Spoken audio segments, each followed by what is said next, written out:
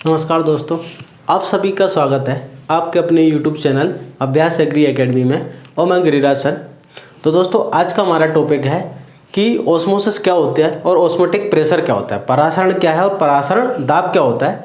कल की क्लास में हमने पढ़ा था कि विसरण क्या है और विसरण दाब क्या है, डिफ्यूजन क्या है और डिफ्यूजन प्रेशर क्या होता है। तो लेक्चर स्टार्ट करने से पहले अगर आपने अभी तक हमारे YouTube चैनल को सब्सक्राइब नहीं किया है तो सबसे पहले आप हमारे YouTube चैनल को सब्सक्राइब कर लें, शेयर करें, बेल आइकन दबाएं, जिससे सबसे पहले आपके पास नोटिफिकेशन पहुंचे। ठीक है, स्टार्ट करते हैं हम कि परासरण ऑस्मोसिस क्या होता है। इसको समझने के लिए हमको एक बार विसरण की डेफिनेशन जानना जरूरी है। कल मैंने आपको विसरण की डेफिनेशन बताई थी कि डिफ्यूजन क्या होता है। तो मैंने आपको बताया था कि डिफ्यूजन क्या होता है, विसरण क्या होता है। तो मैंने आपको बताया था डिफ्यूजन या विसरण क्या होता है कि आयनों का, परमाणुओं का या फिर अणुओं का अपनी अधिक सांद्रता से कम सांद्रता की ओर गति करना क्या कहलाता है, विसरण। हाई कंसंट्रेशन से लो कंसंट्रेशन की ओर जाना क्या कहलाता है, तो आंसर है क्या कहलाता है, ऑस्मोसिस कहलाता है। ऐसा मैंने आपको कल बताया था, पिछली लास्ट क्लास जो थी उसमें आप उस वीडियो को देख सकते हैं। मैंने आपको वहां पर एक टर्म बताई थी, एक बात बताई थी कि परासरण भी जो होता है, ऑस्मोसिस जो होता है, एक प्रकार का विसरण होता है। ठीक है, अब कैसे होता है समझते हैं हम। ठीक है, हम समझते हैं ऑस्मोसिस क्या है। तो ऑस्मोसिस को समझने के लिए हमको सबसे पहले क्या बनाना पड़ेगी, विलयन। हमको सबसे पहले क्या बनाना है, सॉल्यूशन बनाना है, विलयन बनाना है। तो दोस्तों, विलयन कैसे बनाया जाता है, विलयन या सॉल्यूशन जो होता है वो कैसे बनाया जाता है, सॉल्यूशन को बनाने के लिए आपको क्या करना पड़ेगी, सोलवेंट प्लस सोल्यूट, ये करना पड़ेगी। सोलवेंट मीन्स विलायक, विलायक प्लस विलय, इन दोनों के मिश्रण को क्या कहते हैं हम, तो इन दोनों के मिश्रण को क्या कहते हैं हम, विलयन या सॉल्यूशन कहते हैं। ठीक है, तो हमने विलयन ए और विलयन बी बनाया दोस्तों, ये विलयन ए है और ये विलयन बी है। ठीक, अब हमने क्या किया, विलयन आपको बनाना है तो इसमें सोल्यूट डालना पड़ेगी। विलयन अगर हमको बनाना है तो इसमें क्या डालना पड़ेगी, आपको सोल्यूट डालना पड़ेगी। क्या डालना पड़ेगी दोस्तों, सोल्यूट। तो अपन सोल्यूट डाल दें। ये जो दोनों विलयन हैं, इन दोनों विलयनों के बीच में अर्ध पारगम्य झिल्ली है, सेमी परमेबल मेम्ब्रेन। दोनों विलयनों के बीच में क्या है दोस्तों, अर्ध पारगम्य झिल्ली। यह है अर्ध पारगम्य झिल्ली, अर्ध पारगम्य झिल्ली, जिसको इंग्लिश में कहते हैं सेमी परमेबल मेम्ब्रेन। क्या कहते हैं, सेमी परमेबल मेम्ब्रेन कहते हैं, सेमी परमेबल मेम्ब्रेन। क्लियर। हमने विलयन ए है, इसमें शुगर जो है वो कितनी है, 5 kg। ठीक है, विलयन ए जो है ए, इसके अंदर शुगर है 2.5 kg। कितनी है शुगर, 2.5 kg। अगर मैं आपसे पूछूं कि विलयन ए और विलयन बी जो दोनों विलयन हैं, इन दोनों विलयनों में सांद्रता किसकी ज़्यादा है और सांद्रता किसकी कम है, तो आप बोलोगे सर विलयन बी जो है इसकी सांद्रता अधिक है, इसकी जो कंसंट्रेशन है वो सांद्रता या फिर कंसंट्रेशन क्या है, अधिक है, ज़्यादा है, हाई है। ठीक है, क्या है, ज़्यादा है। विलयन ए की कंसंट्रेशन कम है, विलयन ए की कंसंट्रेशन क्या है, कम है। ये लो कंसंट्रेशन वाला सॉल्यूशन है। कैसा है, लो कंसंट्रेशन वाला। कहने का मतलब जिस विलयन में सोल्यूट की मात्रा जितनी ज़्यादा होती है, जिस विलयन में विलय की मात्रा जितनी ज़्यादा होती है, उसकी कंसंट्रेशन उतनी ही ज़्यादा होती है। अब इसकी डेफिनेशन अगर मैं आपसे पूछूं कि जो पानी है, पानी ज़्यादा किधर होगा, बोले सर शुगर इधर कम है तो इधर क्या होगा, H2O की मात्रा ज़्यादा होगी, पानी ज़्यादा होगा। इधर H2O क्या होगा, कम होगा, H2O क्या होगा, कम, क्योंकि शुगर ज़्यादा है तो H2। कहने का मतलब इन दोनों में से गाढ़ा कौन सा होगा, तो सर ये वाला क्या होगा, गाढ़ा होगा और ये वाला कम गाढ़ा होगा। मीन्स ये विस्कस ज़्यादा होगा, ये कम होगा।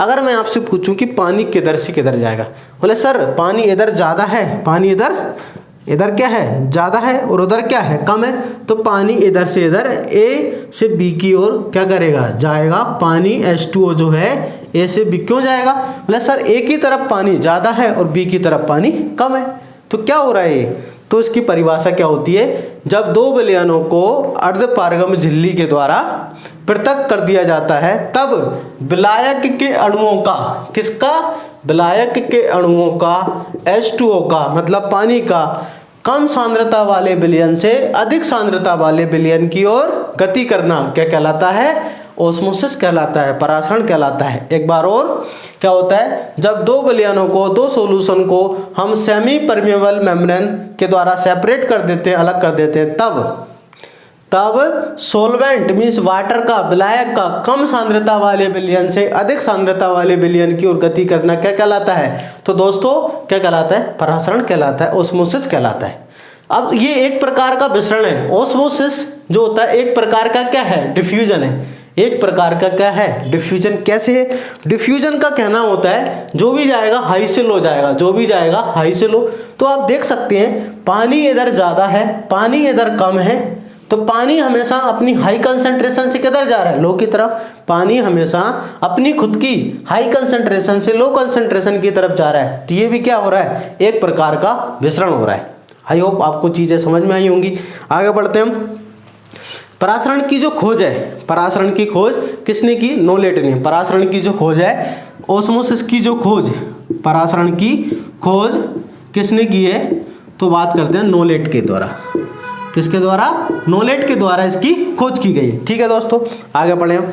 अब हम बात करते हैं कि परासरण दो प्रकार का है, एक एंडो ओस्मोसिस होता है और एक एक्सो ओस्मोसिस होता है। क्या होता है? अंतः परासरण क्या होता है और बहिः परासरण क्या होता है? दोनों को समझते हैं, देखते हैं दोनों चीजें क्या होती हैं।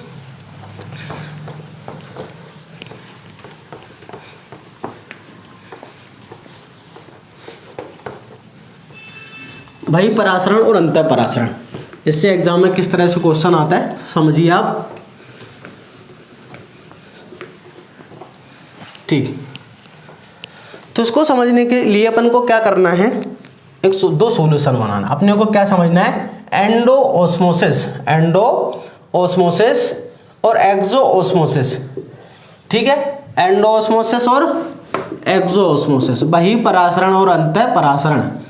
ठीक है, यह बहिः परासरण, बहिः परासरण और यह है अंतः परासरण, अंतः परासरण।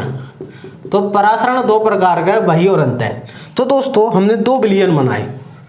एक विलयन ये है, ठीक है, जिसके अंदर हमने एक कोशिका रखी, ठीक है, जिसके अंदर एक प्लांट सेल रखी, हमने ये प्लांट सेल रखी। ये जो प्लांट सेल है, ठीक है, इसके अंदर साइटोप्लाज्म है, ये है, और बाहर का जो सॉल्यूशन है वो क्या है? हाइपोटोनिक है। बाहर का सॉल्यूशन क्या है? हाइपोटोनिक है, मीन्स अधोपराशरी है। क्या है? अधोपराशरी है। ठीक है, हमने दूसरा सॉल्यूशन बनाया इधर, ये सॉल्यूशन, इसके अंदर हमने कोशिका रखी है। यहाँ पर बाहर का जो सॉल्यूशन है हाइपरटोनिक है, हाइपरटोनिक है, अति पराशरी विलयन है। क्या है? अति पराशरी, अति पराशरी विलयन, हाइपर। अब हाइपो हाइपर किसके कंपेयर में? इस साइटोप्लाज्म। ठीक है, ये हाइपोटोनिक है किसके? हम इसकी जो कंपैरिजन करेंगे किससे करेंगे? कोशिका के साइटोप्लाज्म से। किससे करेंगे? सेल के साइटोप्लाज्म से। ये क्या होगा? हाइपर, और ये क्या होगा? हाइपर होगा। और यहाँ पर जो सेल है ये क्या होगा? हाइपो होगा। अरे यार समझे, इसका बाहर वाला अगर हाइपर है तो जो कोशिका है, कोशिका के अंदर का जो साइटोप्लाज्म वो क्या होगा? हाइपो। तो आप मेरे को बता सकते हैं हाइपो का मतलब, हाइपोटोनिक का मतलब इसकी लो कंसंट्रेशन वाला है। क्या है? लो कंसंट्रेशन वाला। हाइपोटोनिक का मतलब क्या होता है? कम सांद्रता वाला। हाइपर का मतलब क्या होता है? अधिक सांद्रता वाला, हाई कंसंट्रेशन वाला। ठीक है, तो आप मुझे बता सकते हैं कि इधर कंसंट्रेशन कम है, इधर कंसंट्रेशन ज़्यादा है, तो पानी क्या है? कोशिका के अंदर क्या करेगा? प्रवेश करेगा।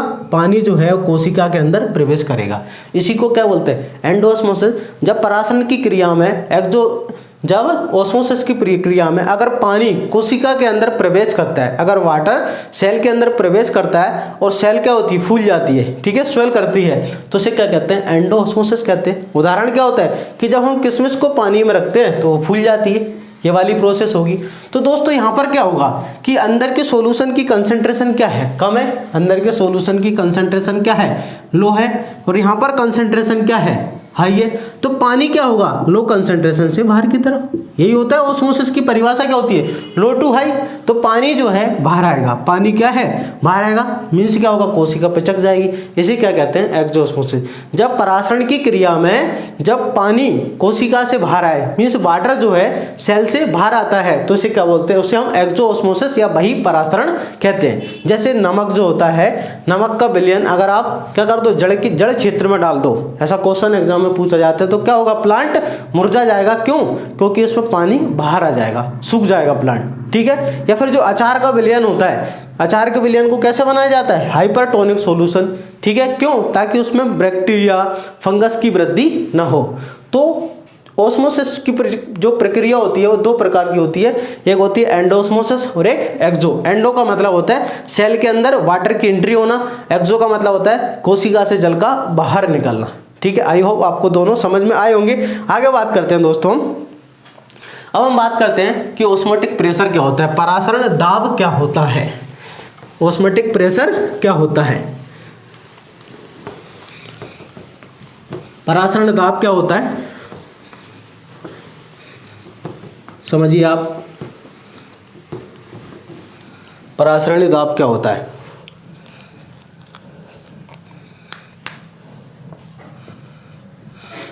परासरणी दाब, ठीक है ना, ओपी जिसको हम कहते हैं ऑस्मोटिक प्रेशर।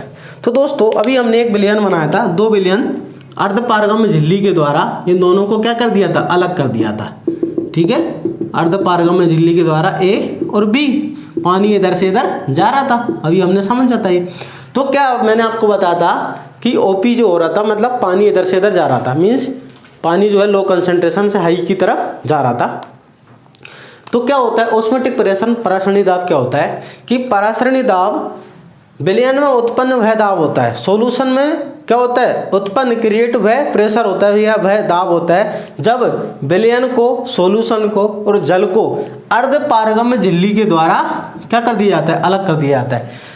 क्या होता है, परासरणी दाब विलयन में उत्पन्न वह दाब या खिंचाव होता है जब हम विलयन को और जल को अर्धपारगम्य झिल्ली के द्वारा क्या कर देते हैं, अलग कर देते हैं, उसे क्या कहते हैं, परासरण दाब। समझ में नहीं आया, कोई बात नहीं, एक बार और समझते हैं। एक और डेफिनेशन क्या होती है कि परासरणी दाब या ऑस्मोटिक प्रेशर उस दाब के तुल्य होता है, उस दाब के बराबर होता है जिसे लगाकर, जिसे विलयन में लगाकर उसके आयतन में वृद्धि को रोका जा सके। सपोज इधर ये पानी आ रहा है, ठीक है, इधर ये पानी आ रहा है, अगर इस पानी को आने को रोकना है, आपको इस पानी को अंदर आने से रोकता है। अगर पानी आएगा तो क्या होगा, वॉल्यूम बढ़ेगा, पानी अगर अंदर आएगा तो क्या होगा, वॉल्यूम बढ़ेगा। अगर हमको पानी को रोकना है, वाटर की एंट्री को रोकना है, तो इधर से कोई प्रेशर हमको लगाना पड़ेगी, इधर से क्या होगा, हमको कोई दाब लगाना पड़ेगी। इसी को क्या बोलते हैं, ऑस्मोटिक प्रेशर। कि विलयन में अगर क्या करना, हमको वॉल्यूम बढ़ने से रोकना है, तो परासरणी दाब उस दाब के तुल्य होता है। यहाँ से एक प्रेशर लगाएंगे हम, यहाँ से क्या लगाएंगे, एक प्रेशर, यहाँ से एक क्या लगाएंगे, दाब लगाएंगे। तो परासरणी दाब ऑस्मोटिक प्रेशर उस दाब के तुल्य होता है जिसे लगाकर, जिसे विलयन में लगाकर वाटर की एंट्री को रोक सके या फिर आयतन में वृद्धि को रोका जाए, उसे क्या बोला जाता है, उसे परासरणी दाब ऑस्मोटिक प्रेशर कहते हैं, ठीक है। या फिर मैं आपसे कहूँ कि जो ओपी होता है, ओपी, तो दोस्तों याद रखना, परासरणी दाब या ऑस्मोटिक प्रेशर किसी विलयन में सोल्यूट की प्रॉपर्टीज होती है। किसकी, सोल्यूट की, विलय का गुण होता है। किसका गुण होता है, विलय का गुण। ऑस्मोटिक प्रेशर जो होता है, परासरणी दाब, किसका गुण होता है, सोल्यूट का, विलय का। मतलब अगर किसी सॉल्यूशन में, अगर किसी विलयन के अंदर हम क्या करें, अगर उसके अंदर सोल्यूट की मात्रा बढ़ाएंगे, अगर किसकी मात्रा, सोल्यूट की मात्रा अगर हम बढ़ाएंगे तो क्या होगा, ओपी भी बढ़ेगा। क्या होगा, ओपी भी बढ़ेगा। अगर हम विलय की मात्रा बढ़ाएंगे, सोल्यूट की मात्रा बढ़ाएंगे, तो ऑस्मोटिक प्रेशर भी क्या होगा, बढ़ेगा। मतलब ये विलयन है, हम यहाँ पर एक सॉल्यूशन बनाते हैं ए, ठीक है। अगर हम इसमें क्या डालें, शुगर डालते चलें या फिर नमक जो है, साल्ट है, डालते चलें, तो ऑस्मोटिक प्रेशर बढ़ता चलेगा, ठीक है। मीन्स कहने का मतलब किसी सॉल्यूशन में जो ऑस्मोटिक प्रेशर डेवलप होता है वो किसके कारण होता है, सोल्यूट के कारण। किसके कारण होता है, विलय के कारण। तो मैं आपसे एक क्वेश्चन पूछना चाहता हूं, आप उसका आंसर कमेंट सेक्शन में देना कि शुद्ध जल का, डिस्टिल वाटर का शुद्ध जल का ऑस्मोटिक प्रेशर कितना होता है, शुद्ध जल का ऑस्मोटिक प्रेशर कितना होता है, शुद्ध जल का ओपी जो होता है वो कितना होता है। तो दोस्तों इसका आंसर आप कमेंट सेक्शन में दें, मैं आपको नेक्स्ट वीडियो में बताऊंगा। चलो अभी बता देता हूँ कि शुद्ध जल का जो ओपी होता है वो कितना होता है, 0। शुद्ध जल का ओपी कितना होता है दोस्तों, 0 होता है। क्यों होता है 0? शुद्ध जल का ऑस्मोटिक प्रेशर 0 क्यों होता है दोस्तों? शुद्ध जल में जो सोल्यूट होते हैं वो अनुपस्थित होते हैं। शुद्ध जल में जो विलय होता है वो क्या होता है, अनुपस्थित होता है। शुद्ध जल में सोल्यूट एब्सेंट होता है। और मैंने आपको क्या बताया कि ओपी बनता किसके कारण है, सोल्यूट के कारण। ओपी जन्म ही किसके कारण लेता है, सोल्यूट के कारण।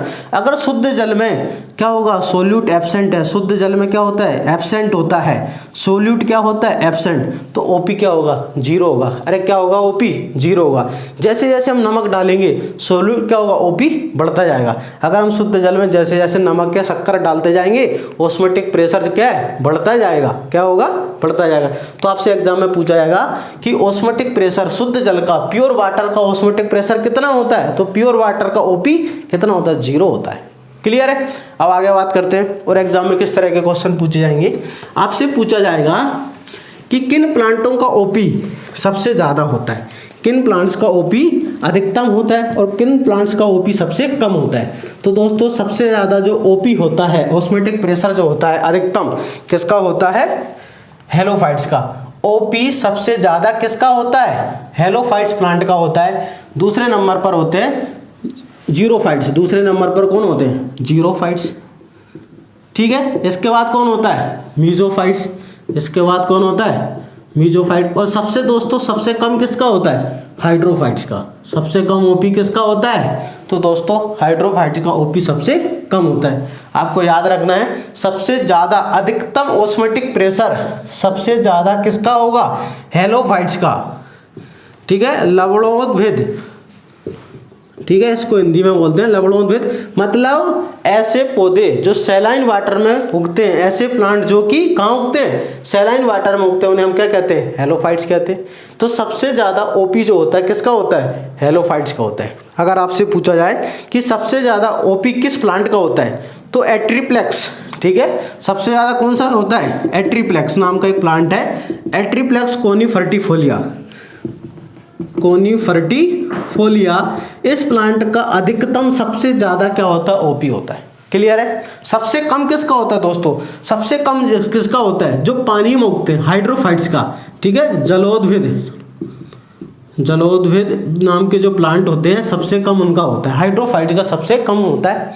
अगर आपसे पूछा जाए कि जो ओपी है सबसे ज़्यादा किसका होता है, हेलोफाइट, क्या लीफ और रूट में, जड़ और पत्ती में, तो आंसर है लीफ का क्या होता है, ओपी अधिकतम होता है। किसके कंपेयर में, रूट के कंपेयर में पत्ती का, लीफ का ओपी ज़्यादा होता है। ठीक है, ये आपसे पूछा जाए कि ऑस्मोटिक प्रेशर प्लांट में रात में कम होता है या फिर रात में ज़्यादा होता है या दिन में कम क्या होता है। तो ओपी जो प्लांट के अंदर बात करें दिन के समय, ठीक है, दिन के टाइम, डे टाइम में रात के कंपैरिजन में ओपी ज़्यादा होता है। ऑस्मोटिक प्रेशर प्लांट में दिन के समय क्या होता है, ज़्यादा होता है, रात के समय कम होता है। और ओपी को कैसे मापा जाता है, किसी विलयन का ओपी को, ऑस्मोटिक प्रेशर को आपको मापना है तो क्या यूज करते हैं, तो किसी हमको ऑस्मोटिक प्रेशर मापना है तो ऑस्मोमीटर क्या यूज करते हैं दोस्तों, ऑस्मोमीटर का यूज करते हैं। किसका यूज करते हैं, ऑस्मोमीटर का यूज करते हैं। किसी विलयन का अगर हमको ऑस्मोटिक प्रेशर